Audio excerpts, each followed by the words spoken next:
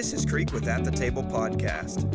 Here at the Table Podcast, our goal is to break down biblical topics, make Scripture easy to understand, and to glorify God and His Word. We pray this content edifies, challenges, and blesses you. So without further ado, sit back and join us at the table.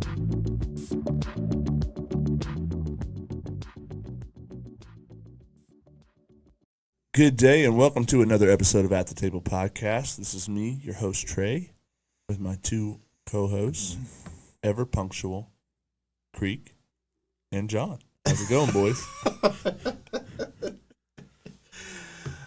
It's pretty good. I do have to highlight one thing you did I appreciate. It was off camera. Uh-oh. So for the audience, every time before, well, pretty much every time, if we miss it, it's a mistake. But we pray before we start the episode. And Trey, I believe, was speaking by faith. He said, God, thank you for energy, which I felt pretty much none of. Yeah. He said, thank you for this day of rest, which I feel highly doubtful of.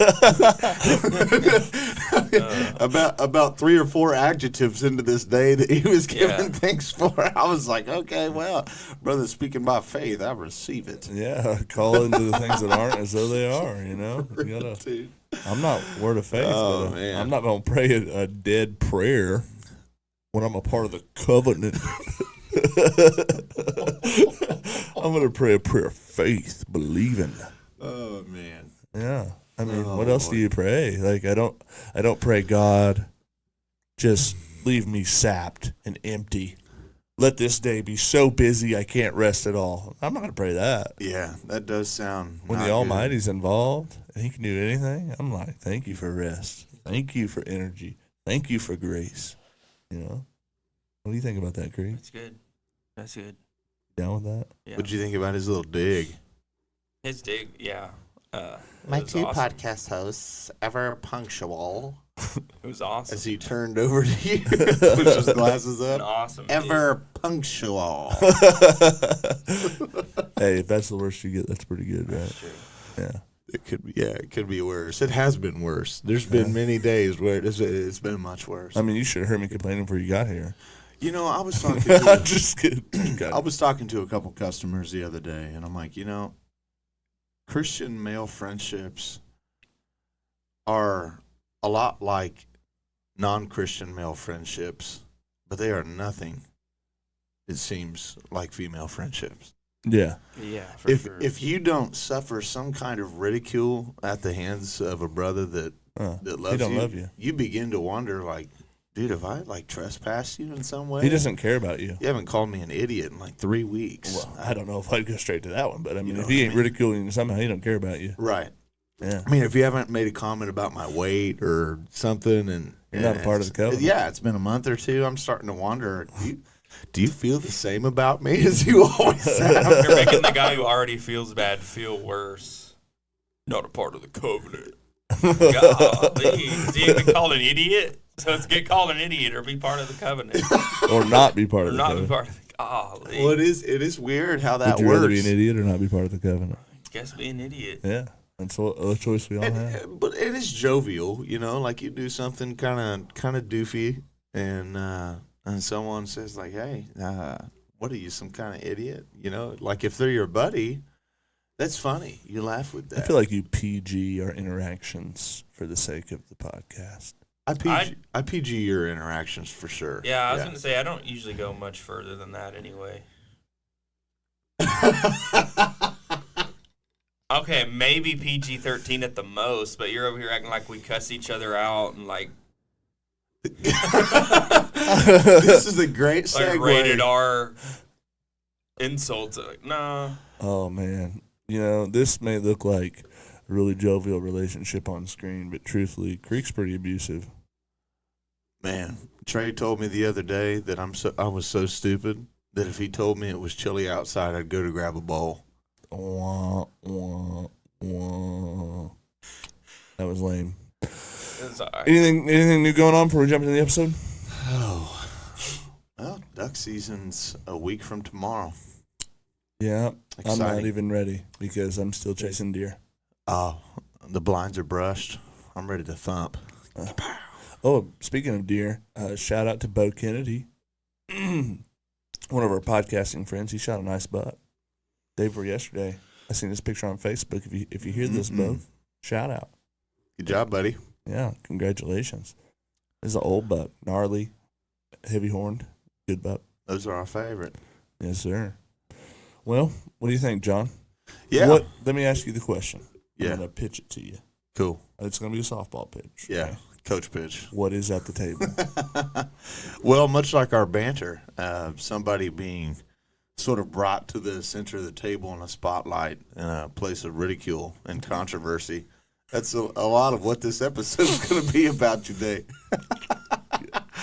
Man. So something we're going to be in John chapter 8, and the primary story, at least of interest whenever you come to John chapter 8, like if you hear it preached on a church, is the woman caught in the act of adultery. So you've probably heard it 100 times, but I think there's some background context to this that is super, super cool and just kind of helps to highlight what we expect in Messiah as he, as the giver of Moses' law, demonstrates to us what it means to walk in its intention, not in the misunderstanding of its letter. So something I think that's cool to pulling out is in John chapter 7, the previous chapter, we're at the Feast of Tabernacles, which as you listen to this podcast, it is currently the Feast of Tabernacles, which is pretty cool. The Feast of Tabernacles started 4 days ago, 3 or 4 days ago. Is that the Feast of Tents? Yeah, Feast of Tents. It was meant to commemorate the wandering in the wilderness when the Israelites were brought in the Exodus out of Egypt. That's one of 2 or 3 that I would actually like to celebrate sometime. Yes. Actually, we might be, if the Lord wills and tarries, either today or tomorrow, celebrating with Curtis. So that'd be cool. It'll be a good time. Yeah. Anyway, so I'm gonna, just with that backdrop in mind, with John chapter 7 in mind, let's start in verse 1 of John 8. So it says, I'm reading in the ESV, but Jesus went to the Mount of Olives. Just jumping in here, that is super, super important context. Early in the morning, he came again unto the temple, and all people came to him, and he sat down and taught them. The scribes and Pharisees brought a woman who had been caught in adultery, and placing her in the midst, they said to them, Teacher, this woman has been caught in the act of adultery. Now in the law, Moses commanded us to stone such a woman. So what do you say? This they said to test him, that they might have some charge to bring against him. Jesus bent down and wrote with his finger on the ground, and they continued to ask him. He stood up and said to them, Let him that is without sin among you be the first to throw a stone at her. And once more he bent down and wrote on the ground. But when they heard it, they went away one by one, beginning with the older ones, and Jesus was left alone with the woman standing before him. Jesus stood up and said to her, Woman, where are they? Has no one condemned you? And she said, No one, Lord. And Jesus said, Neither do I condemn you. From now on, go and sin no more. So a couple of really interesting things in this passage. You know, first of all, like we said, is the significance of what's happening in the feast, why people are gathered at the temple. But, and correct me guys if I'm wrong here, but it's them bringing her to him in the temple, that because outside of temple grounds, execution is not lawful for the Jews underneath the Romans to be able to carry out, if I'm not mistaken. They have to be on temple grounds for them to be able to do that. That's what I've heard. Yeah. That's kind of wild, isn't it? Yeah. Can you imagine being that person? They're like, get up. We're going for a walk. We're going to the only place I can legally kill you. Right. Yeah. and dragging her there by force. When adultery, we know, is a sin that takes 2 guilty parties. Right. There's no way for just one party to be guilty. Well, I just wanted to point it out, too, before we go on in the story. There's this small theme in both testaments that of people almost feeling regret over other sin, or grieving over other people's sin. Mm-hmm.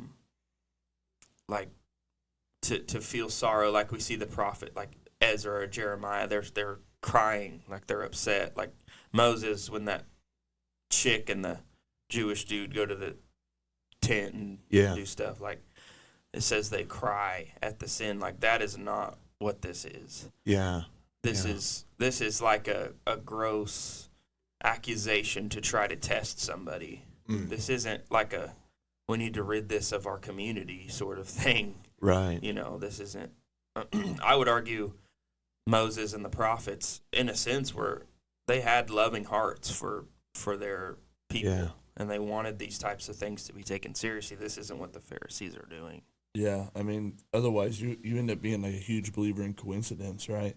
It's either like Right. you just happen to, on this Right, day exactly. happen to find one, or like it leads to another set of circumstances which really greatly reflects on the heart of the people involved. I mean, either it's a huge coincidence, or you knew about this happening, where it would be, and then chose to implicate only one guilty party, take her to a place where you could I mean, you end up with like this huge conspiracy of events that in some level or another, and I don't know what Jesus wrote in the dirt.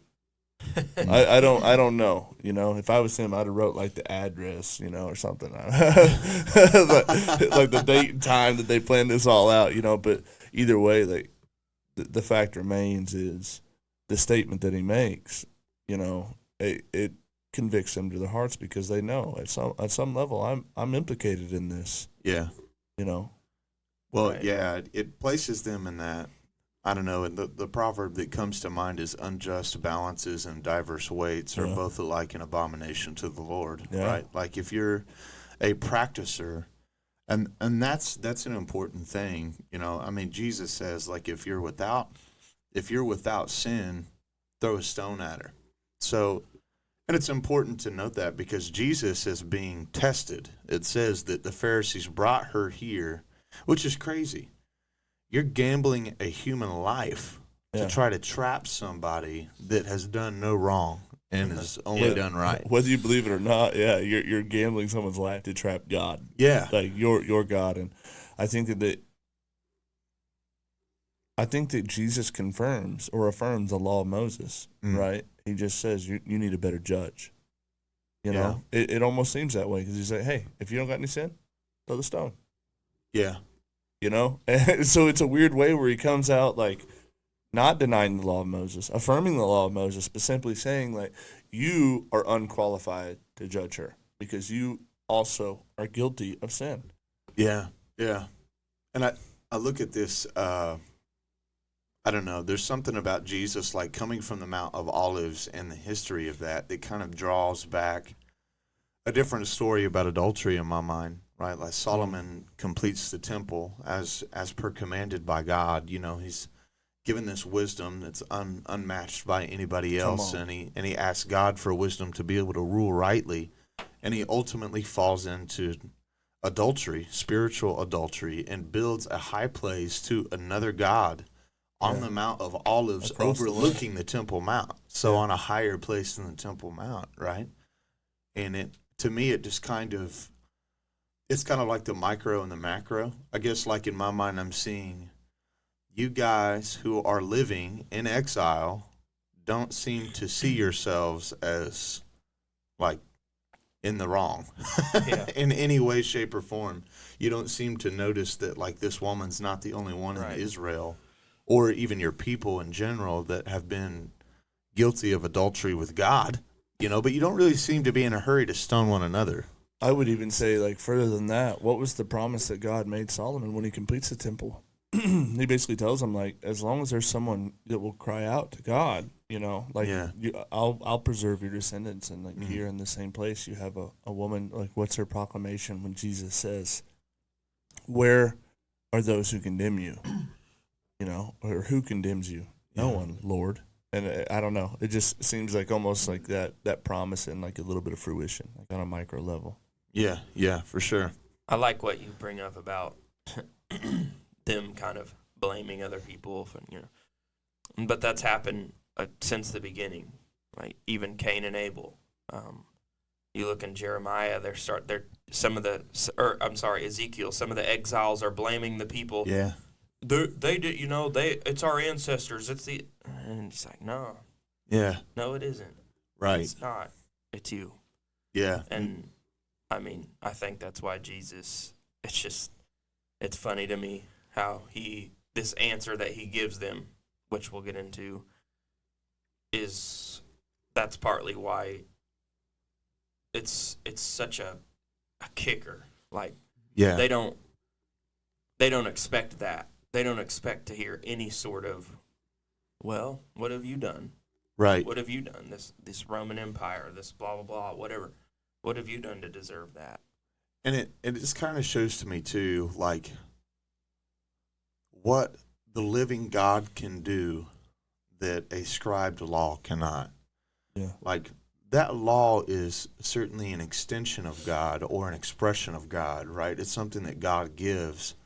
But aside from his heart. The Pharisees don't seem to be able to understand that God's primary desire is not to give anybody wrath, Yeah. right? I mean, you mentioned Ezekiel and the prophets, right? And in Ezekiel it says, like, I take no pleasure in the death of the wicked. Come on. Right? Like, God ultimately desires that all could be reconciled to him, and indeed gives all that opportunity. He gave everybody in Egypt that opportunity. If you'll fear the word of the Lord and obey what I say, then I'll keep the destroyer from your house. I'll keep the plagues from your dwelling. I won't let it come to you.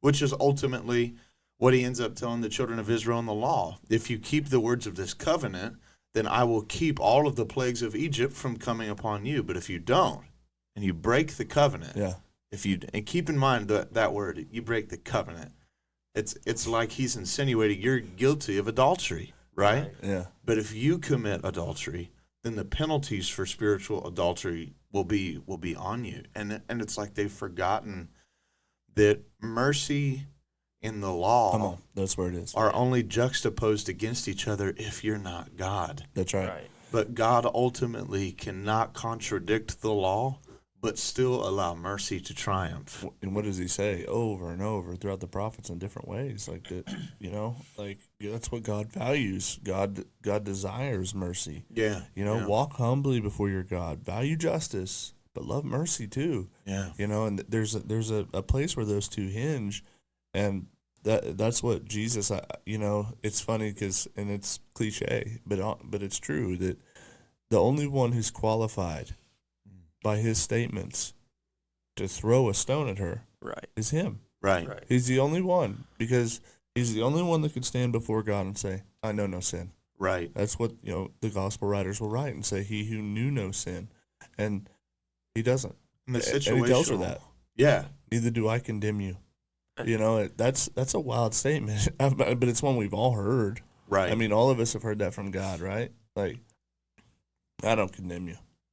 Right. Yeah, those are some of the most joyful times. Come on, yeah. dude. When you know you're guilty, you're caught up in it, and you know you deserve it. Well, and it's like, why do you call him teacher if you're not actually willing to learn? You about to get you a know lesson. What I mean? Yeah, because he's spelling it out here pretty clear. And you would think, I mean, just on a practical standpoint, like, you would think they would have known by now. You can't test this dude. Yeah. Oh, he's not stupid. For sure. He knows what your conversations have been behind closed doors. And he knows that you've been plotting. Right. He knows you've been plotting against people. He knows you've been like, yeah. I love how his speech and it ends up turning into a defense, but it almost also reads as an explanation of, why am I able to show mercy to whom I desire to show mercy, and compassion to who I want to show compassion, and all this? But if you pick up in verse 12, Jesus says, again, Jesus spoke to them. So we assume he's talking to the same crowd of people, the same group of onlookers. Yeah. And he says, I am the light of the world. Whoever follows me will not walk in darkness, but will have the light of life. So the Pharisees said to him, you are bearing witness about yourself. Your testimony is not true. Jesus answered, even if I do bear witness about myself, my testimony is true, for I know where I came from, and I know where I'm going. But you do not know where I came from or where I'm going. You judge according to the flesh. I judge no one. But even if I do judge, my judgment is true, for it is not I alone who judge, but I and the Father who sent me. So just jumping in, like, project that back onto the story you just read, right? Jesus says, I'm not judging. But even if I did judge, my judgment is good because I'm the only one who's unlike you, right. I don't judge alone. Yeah. I judge as one with the Father. Dude, that's a harrowing statement. Right. And it seems like they're oblivious. Like, it has to be purposefully. I mean, their response to that, well, who is your father? Yeah. Like, come on, dude. You don't know yet. Man. This dude just said he's the light of the world. Man. And I love how he says this too. In your law, it is written, right? And we both know, like, Jesus is not disconnected from the law. We all know that, right? But he's trying to make a point to him. Even in your law, it is written, the testimony of two people is true. I am the one who bears witness about myself, and the Father who sent me bears witness about me. So he's like, not only do I have, and we talked about this before with John the Baptist, right? He's like, not only are my witnesses, like, do I have the qualifying amount, but I've got the greatest ones you can ask for that also happens to be judge, jury, and executioner. Yeah. Right? So, Come on. and then he continues, they say to him, therefore, where is your Father? And Jesus said, you don't know me or my Father. If you knew me, you would know my Father also. These words he spoke in the treasury as he taught in the temple, but no one arrested him because his hour had not yet come. So he said to them again, I am going away, and you will seek me, and you will die in your sin. Where I am going, you cannot come. So the Jews said, will he kill himself, since he says, where I'm going, you cannot come? And he said to him, you are from below, I am from above. You are of this world, I am not of this world. I told you that you would die in your sins, for unless you believe that I am he, you will die in your sins. That last sentence right there is like radical overtones. Like, I am he. The I am Exodus story, there's so much in that, you know. Oh, yeah. Oh, yeah. Unless you believe that I am, like, if it seems like he purposefully, like, skirts the qualifications for what would be blasphemy coming from everybody else, and you can almost see, like, the Pharisees every time he's like, oh, he's gonna freaking say, Who argue? He's gonna Yeah. Where's your father from? Like, every time they think they're about to get what they need, his hour has not yet come. He just kind of barely skirts it while still making the very bold implication. Man, no doubt. I want to skip down to verse 31. So it says, Jesus said to the Jews who had believed in him, if you abide in my word, you are truly my disciples. You will know the truth, and the truth will set you free. And they answered him, we are offspring of Abraham and have never been enslaved to anyone. How is it that you say you will become free? Which to us, you know, that's why Trey's laughing. I mean, to anybody that's familiar with the context of this scripture right now, you are being dominated by the most savage pagan empire on the planet today. In fact, you've been dominated for the last 1,000 years. By several pagan empires that were all, at their time, the most savage on the planet. And, yeah, and it's interesting. You remember the context of this passage, right? So, chapter 7, the previous chapter, what is it? It's the Feast of Booths. Yeah. That begins with a Sabbath day, and then 7 days of feasting, and then another Sabbath rest on the eighth day. Sorry. So, you're celebrating something that commemorates years of wandering in the wilderness without any land to dwell in of your own because you've been in bondage for over 400 years. And you can say, we're offspring of Abraham. Yeah. We've never been enslaved to anyone. I could just imagine, like, a character, like, in the fictional show, like Gaius, like, sitting there, like, You don't see. brother, carry my bag. What are you talking about? You are enslaved right now, dog. I mean, there's something to saying that they're the offspring of Abraham. yeah, Like, it's a deeper theological statement, and this is why to us, it's a covenant statement. Yeah, on the surface it seems so silly because we're like, well, the offspring of Abraham have suffered a long history of savage oppression and rulership. So I don't know where you're getting that. They're making a spiritual statement. Yeah. If you go to 2 Corinthians chapter 11, you'll hear Paul, the apostle, defending his apostleship, right? Because the context in Corinth is it's being questioned by people in Corinth. They're saying Paul's not legit. He's not the real deal. And Paul begins by saying, are they Hebrews? So am I. Are they Israelites? So am I. Are they of the offspring of Abraham? Yeah. So am I. Right? There's a distinction there. He's not just saying the same thing 3 times. He's checking 3 boxes. Yeah. He says, I am spiritually the people of God. And The this covenant. it's covenant language. It'll continue in Romans, right? You are the seed of Abraham if you believe in the one that God sent. So what they're responding to Jesus when he's talking about abiding in the word, right? Abiding in the law of God. If you abide in my word and my law, you are truly my disciples. You will know the truth, and the truth will make you free.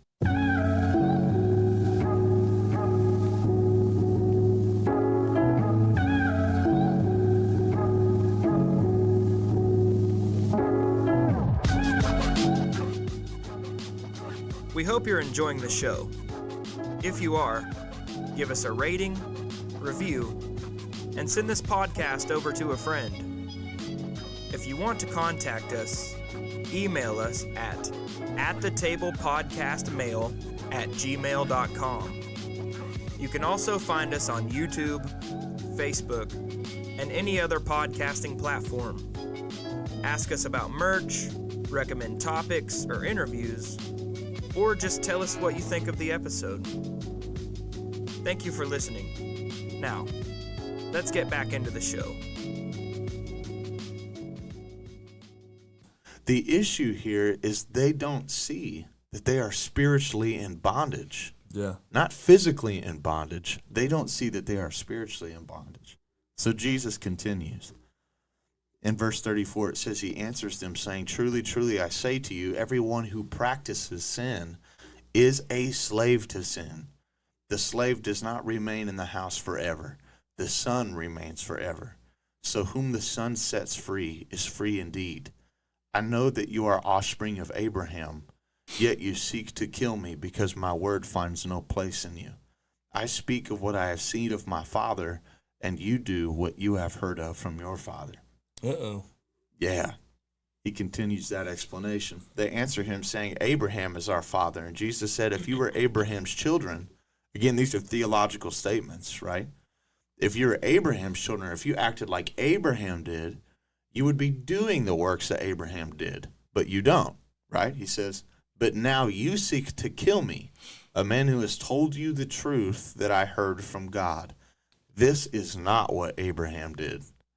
You are doing the works of that your father did. They said to him, we were not born of sexual immorality. We have one Father, even God. Jesus said, funny how that statement comes, right? Because the beginning of this passage is about a woman caught in sexual immorality, right? And Jesus answers this on a deeper level. If God was your father, you would love me, for I came from God and I'm here. I came not of my own accord, but he who sent me. Why do you not understand what I say? It is because you cannot bear to hear my word. You are of your father, the devil, and your will is to do his desires. For he was a murderer from the beginning and does not stand in the truth because there is no truth in him. When he lies, he speaks out of his own character, for he is a liar and the father of lies. Because I tell you the truth, you do not believe me. Which one of you convicts me of sin? If I tell the truth, why do you not believe me? Whoever is of God hears the words of God. The reason why you don't hear them is because you're not of God. There's like this amazing juxtaposition here where Jesus distances himself so far from every other person. It's like we just got done with this woman caught in the act of adultery. He begins to tell them, you are in sin and in spiritual bondage, right? Yeah. You're in spiritual bondage because of sin. And they say, well, we're not really sinners like that. And Jesus pretty much is like, yeah, you are. I don't know the specifics of what Jesus knew about each individual person that was in that crowd that he was talking to, but you can see him just looking at them all like, yeah. I don't even think you would have to know either. Right. Well, no. Because in this story, they convict themselves. Yeah. Right. When Jesus says, like, hey, if you're without sin, cast one. Right. Throw one. Right. And every one of them, from the oldest to the youngest, has to do a little self-check, like, okay, and walk away. And so you've already admitted you're not without sin. And And I would even go further. What I was saying was, I don't think he even has to know any of that. Like he and like what makes them children of the devil? Because not everybody who has ever committed a sin is a child of the devil. He's making that distinguishment there. Yeah. And that's why it's so highly offensive to them. And not to skip ahead, but the next thing they call him is a Samaritan devil. Right. It's just funny to me, like they're calling him the Samaritan devil, but the reason this is so serious, like he is getting at them hard. He's not getting at everybody like that. He's not telling everyone they're a child of the devil. Sure. Yeah. He's That's a great point. getting on them because of their position, of what they're seen as. They're so worried about outward appearance. Yeah. That it has become their god. I think appearance. Too, that there's also like a distinction made, because is every descendant of Abraham is every descendant of Abraham a son? Clearly not. No. Is every, because you have so many branches off in Abraham's lineage, and it's like that in itself doesn't make you anything. Well, what does? And that's what Jesus says. Like, well, if you were of God, you would hear my words and you would believe them. And if you don't, you're not a child of Abraham and you're not of God. Man, and I got to say this, the thing about this passage that's so puzzling, this whole discourse, it says, starts with Jesus addressing the Jews that believe in him. Yeah. He's talking not to people that at least seem originally to be wanting to stone him to death. But when he's talking to these that believe in him, it's like once he's established belief, he establishes, okay, this is why you need to be saved. This is why you need me to be here and put my word in you so that you can be free from bondage. And maybe it strikes a nerve with or a chord with pride. But the thing that's puzzling is, even if he did tell you that you had sin, did you not just see what happened to someone that everybody knew was caught in sin? And the one place that she could be stoned to death legally in Rome? By the one and person. What was his desire? Yeah, by the one person who can arbitrarily dispense justice from a place of unbridled, untainted righteousness. And his desire is to show mercy. His desire is to forgive. And he even said, I don't give you my word so that you would have condemnation. No, I give you the truth so I can set you free. Yeah. I want to see you free from sin, right? Anybody with their head screwed on knows that they are in debt. Oh, yeah. Yeah, for sure. And then they say, like, are we not right in saying that you are a Samaritan and have a demon? It's wow. I mean, how did you get there? You know what I mean? Do you think it's because he's upset, like their idea of forgiveness within the covenant? Like he says, if you practice sin, you're a slave to sin. Yeah. Well, that's not how they would understand that. They would understand, I went to the temple. I brought the sacrifice. Yeah. I'm not a slave to sin. And he's kind of just speaking, I think, of like just the inefficiency of that system and how it's with a built-in need for something more. Yeah. I do think that's possible, but I also do think that like he knows their hearts and making the sacrifice. I mean, if you go and make a sacrifice in the temple, knowing good and darn well you're going to go do the same thing again because you can make a sacrifice, that I would say was never even really atoned for. Oh man, and again, thinking of the Mount of Olives in Jerusalem and the contrast on idolatry and Judas' unfaithfulness, and you hear the word Samaritan and a woman caught in the act of adultery and freeing people from sin and spiritual bondage. And especially when you hear Samaritan, at least for me, the first thing that comes to my mind if I hear Samaria and adulterous woman is the scroll of Hosea. I can think of no other thing, right?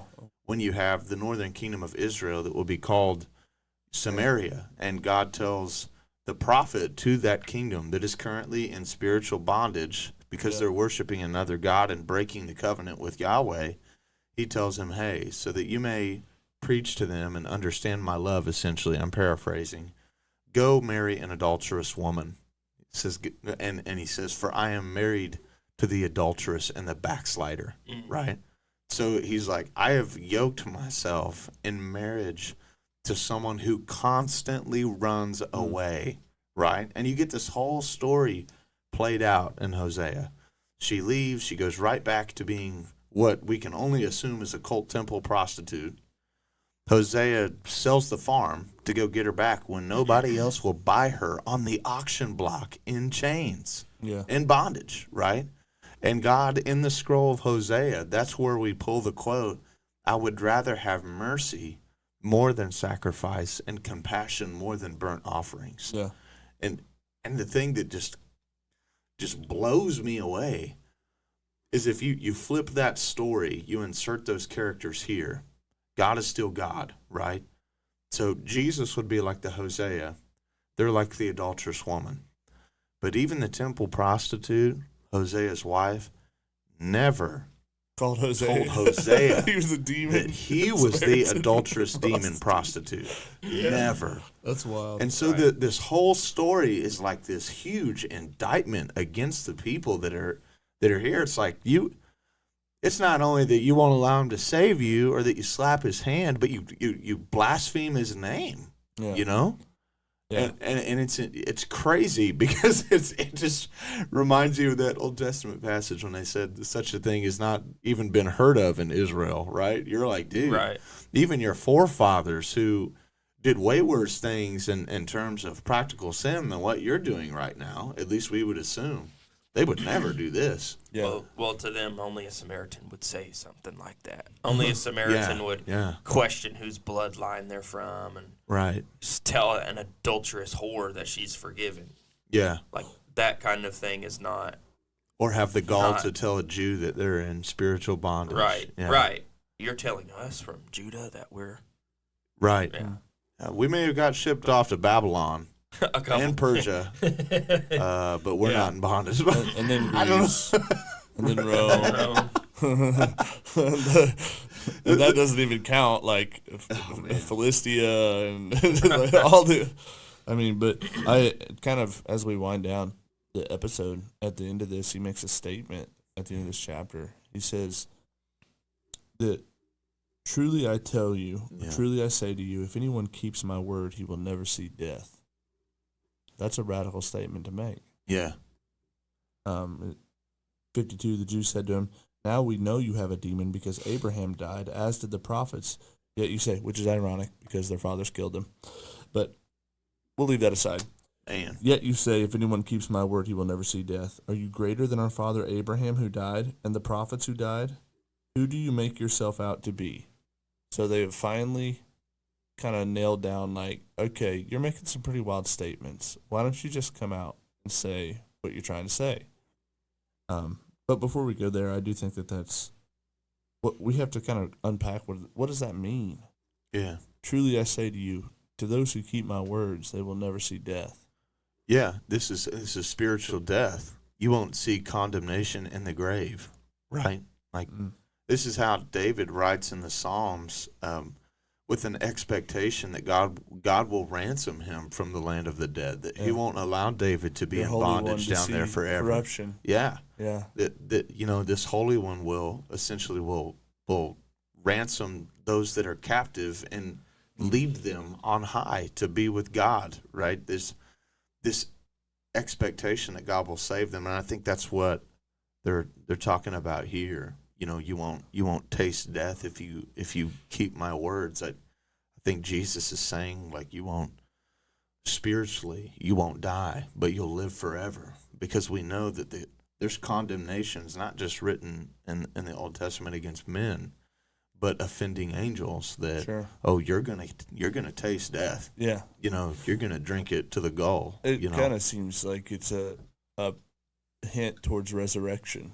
Yeah. Right? And this would throw a hitch in the giddy up of a unified, like, enemy against him, because they're not decided on what that even means. If that's even real, So it's almost like a tactic that separates, like, his enemies in this time and place. Is like, well, let's talk about that. What is that? But I love the end of this, where he says, "If I glorify myself, my glory is nothing. It is my Father who glorifies me, of whom you say he is our God. But you have not known him. I know him. If I were to say that I do not know him, I would be a liar like you. Man. But I do know him, and I keep his word." Which means what? He said, "If you keep my words, you will never see death." And he said, "I know him, and I keep his words. Your father Abraham rejoiced that he would see my day, and he was glad when he saw it."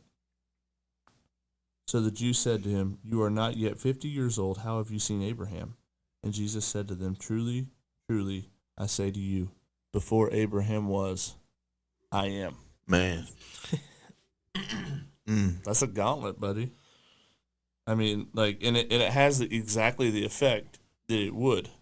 Now it ain't the woman in adultery that's about to eat some rocks. And maybe there's an implication in that, because they pick up stones, not for a woman caught in adultery, but they pick up stones to stone him. Yeah. And maybe there's an atonement, tasting there. Yeah. And I keep thinking, too, my mind goes back to, I want to say it's Zechariah that prophesies that all of the nations will come together to celebrate the Feast of Tabernacles at Zion, right? And when you think about that contrasted with who's mentioned in the passage, being Abraham, whom God promised, "I'll bless all of the nations through your seed." Yeah. Your seed is going to carry the blessing that I have intended for all peoples, which is to reconcile them to himself. Ultimately, the realization of that vision that Zechariah has when he sees all nations, tribes, and tongues coming to the mountain of God to worship God in his holy abode together as one people.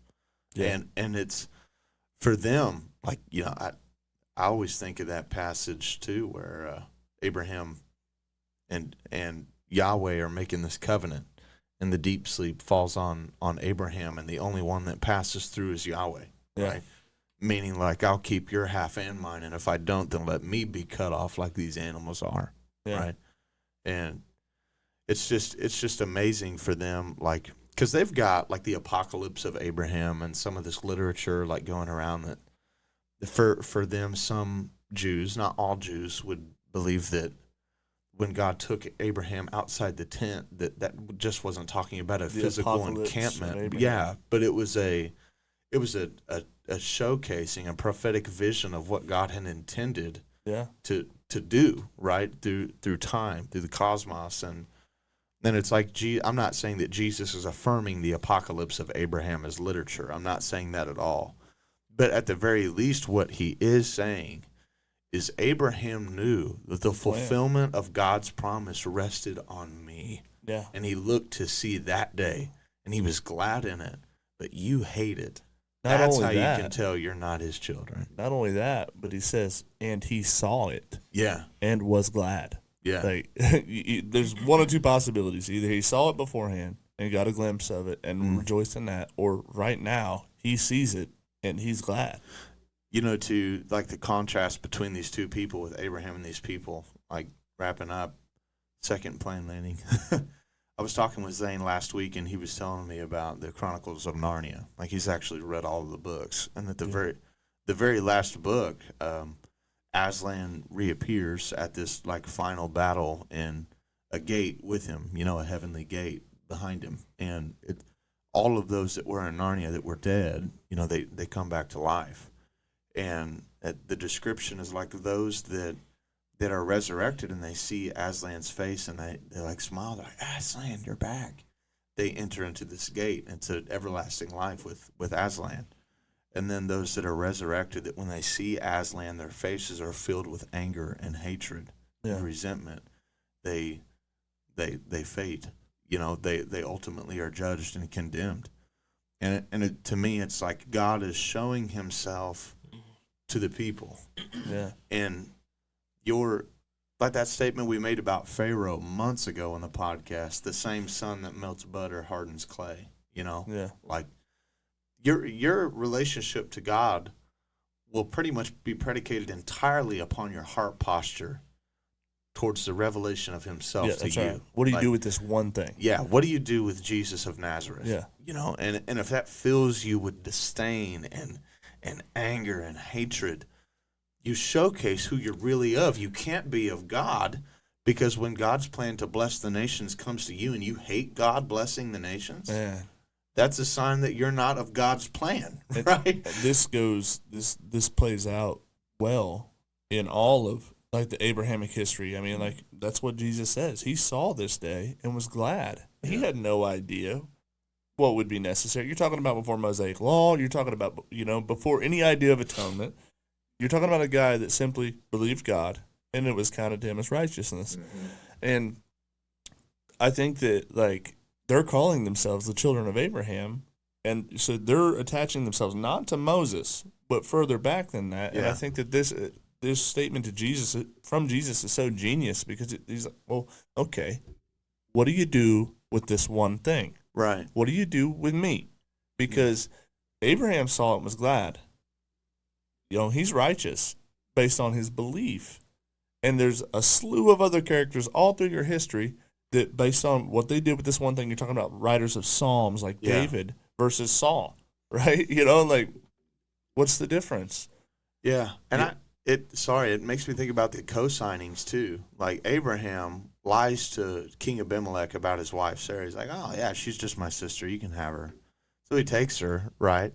And God visits Abimelech in a dream, and he says, she's married to that man who is a prophet. Yeah. And if you touch her, I'm killing you and all of your people. And then Abimelech comes to Abraham like, yo, you did evil, bro, against me big time. God was getting ready to wipe my folks off the map because you lied. Yeah. If you would have said she was your wife, I wouldn't have done nothing. You put me in a rough spot, right? So, like, God visits people in dreams, Laban with Jacob, right? Yeah. And he'll testify right after they do things that are horribly wrong or cowardly, and he'll say, hey, that's my guy, don't touch him. And Jesus says, God bears witness of me. Yeah. The same one that bore witness of Abraham and Jacob, except none of you can accuse me of wrong. I haven't done any wrong. In fact, I have something greater than Abimelech having a dream. I'm resurrecting dead people and bringing paralytics up to their feet with a word. You know what I mean? I love that point, too. Like, that kind of got me hyped, dude. Like, the fact that God covered those guys in their sin. Yeah. He was faithful to Abraham, Isaac, and Jacob. And y'all, bruh, y'all are children of the devil. What's the difference between you and them? Because it's not that you sinned once. Man, dude. You know what I'm saying? And they're not like, it's not like there's no people, that are on the other side of that. When Jesus is born, there's this old, like, dude that's in the priesthood who holds him and is like, oh, my eyes have seen. Yeah, I'm ready to send die. Me to God in peace, because God promised me that I wouldn't die until I saw the coming of his, chosen one. It's like, send me in peace. So it's not like that. There's the story, the lifetime of this Jesus is absentee of those righteous Jews who would see that reaction to that one thing and say, oh no. Okay. Yeah. And even we go to Nicodemus. Like, we never read his acceptance of that revelation, but you at least have a guy who's like, I don't understand. Teach me.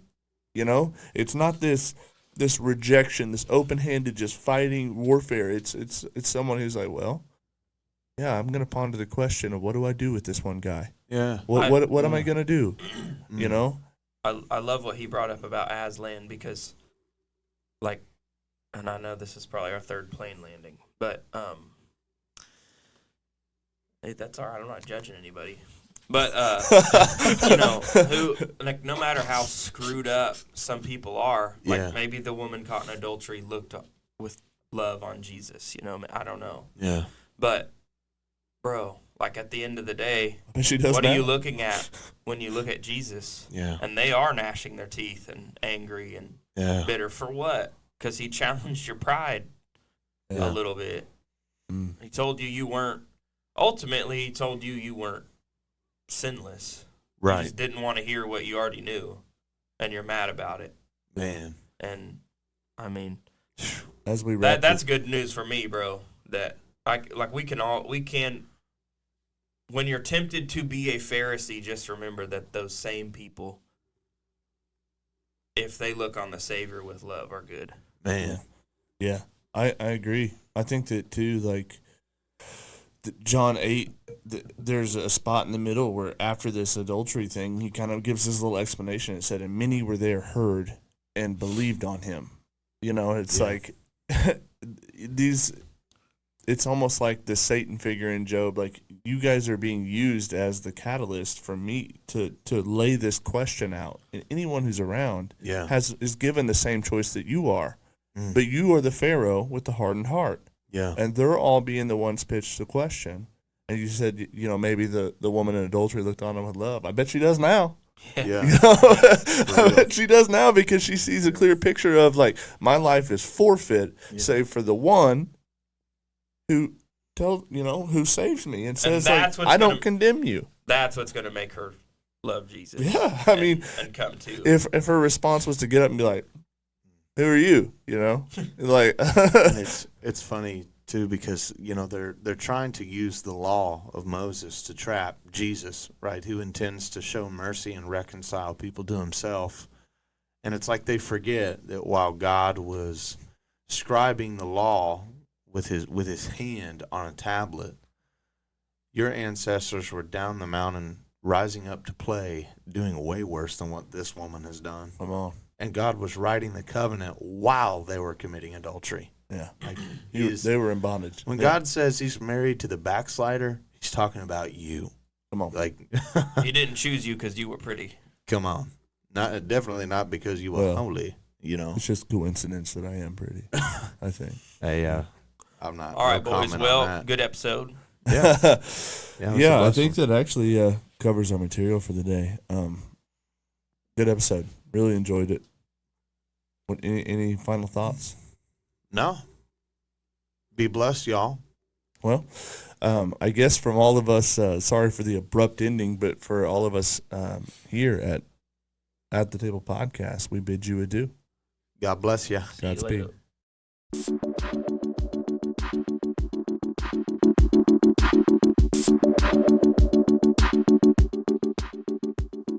This is Pastor Kevin O'Connor, and you're listening to At the Table Podcast. This is Dylan from Jamaica, and you're listening to At the Table Podcast. Hello, this is Dr. Kent Hovind of Dinosaur Adventureland, and with the At the Table Podcast. Hey, this is Savannah Donaldson, and you're listening to At the Table Podcast. Thank you for joining us for another episode of At the Table Podcast. We hope it blessed you, and we hope it taught you something. Until next time, thank you so much, and God bless.